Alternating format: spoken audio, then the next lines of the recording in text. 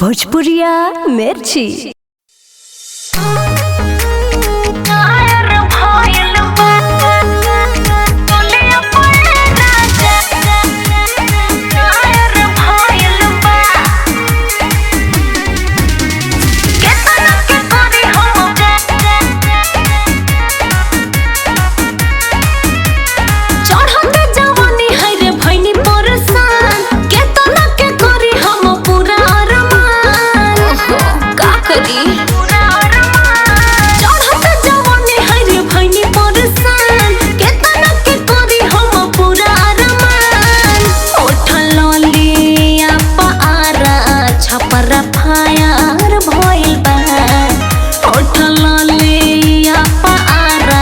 Chhapra fire भइल बा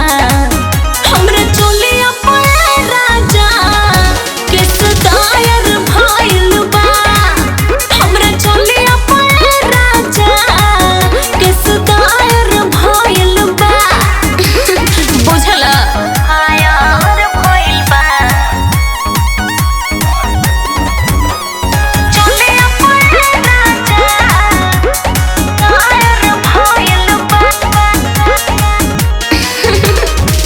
लहंगा में बसे प्रेम के नगरी दोनों अखियां शराब के गगरी देखो लहंगा में बसे प्रेम के नगरी दोनों अखियां शराब के गगरी जवानी देख के तना लोग शायर भइल बा हमर चोलिया पे राजा किस दायर भइल बा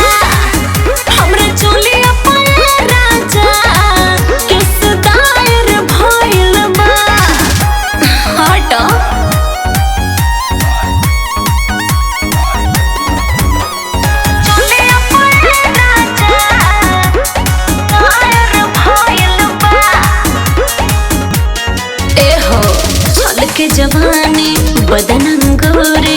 चिकन में लगती हो चिकन तंदूरे खाना है क्या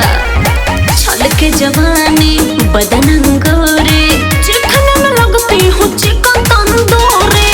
केतना लोग नैना के हमारे शिकार भइल बा हम चोलिया पे राजा किस दायर भइल बा